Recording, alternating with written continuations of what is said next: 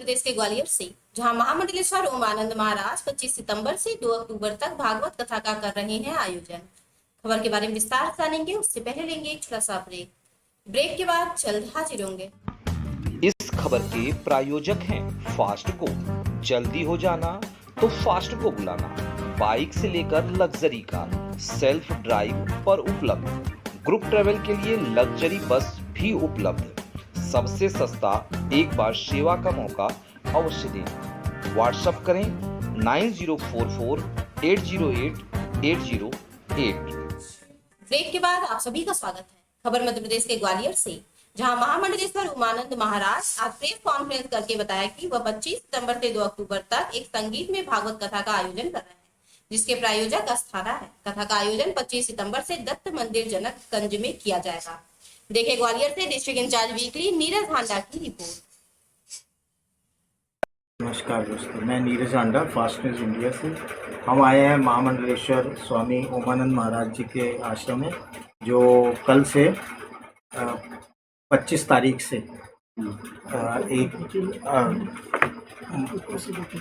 भागवत कथा का आयोजन करने जा रहे हैं, संगीत में भागवत कथा का। तो आइए इनसे जानते हैं कि क्या प्रोग्राम है और कहाँ पे ये कथा होगी। जी महाराज। राधे राधे। राधे। मैं स्वामी ओमानंद सभी से आग्रह करता हूँ कि दत्त मंदिर में पितृमोक्ष अमावस्या तक ये कथा का आयोजन किया गया। 25 सितंबर से ये कथा रहेगी 2 अक्टूबर तक। कहते हैं पितृपक्ष में ये कथा पितरों को लगती है और कथा पितृपक्ष में ही होना चाहिए। पितृ का अगर तर्पण चाहते हैं, पितृ का कल्याण चाहते हैं तो पितृपक्ष में कथा करना निश्चित होता है। आइए पितृपक्ष कथा में हम लोग सब शामिल हों। ये कथा 25 तारीख से कलश यात्रा हमारे आश्रम से, ओमानंद आश्रम जीवाजीगंज से निकाली जाएगी, क्योंकि दत्त मंदिर जीवाजीगंज में निर्धारित है। वहाँ पर ये कथा रहेगी। 2 बजे से 6 बजे तक का इसका टाइम रखा है। सब लोग शामिल रहें। राधे। ये जो भागवत कथा हो रही है उसके बारे में मैं 71 वर्ष की उम्र मेरी हो चुकी है।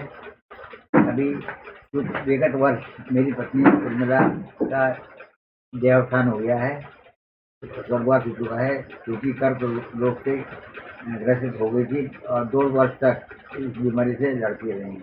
उनकी हार्दिक इच्छा थी कि मेरे बेटे जी एक भागवत कराओ, और हमारे गुरुजी से भी बहुत आग्रह किया था कि गुरुजी मैं भागवत कराना चाहती हूँ, पर विधि के विधान के आगे किसी का बस नहीं है। उनके स्वर्गवास होने के बाद भी ये अभी विगत कुछ दिनों से मुझे पता नहीं क्यों अंदर से ऐसा हो रहा था। और मेरी पत्नी भी मृत्यु उपरांत अभी सपने में भी मेरे पास आई थी, कह रही थी कुछ काम रह गया है, क्यों नहीं पूरा कराती है।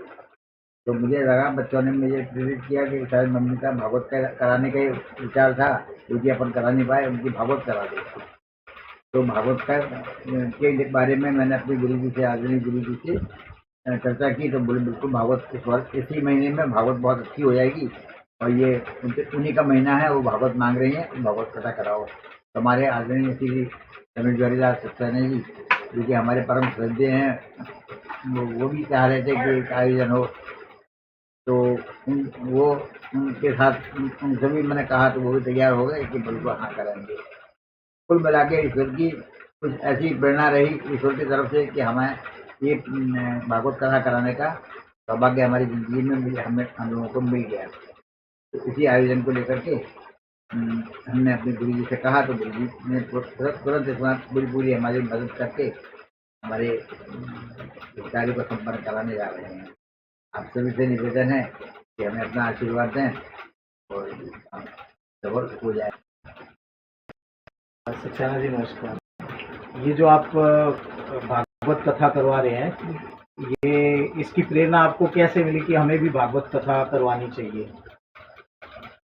क्या है भागवत कथा हमने आसपास जीवाजीगंज कमेटी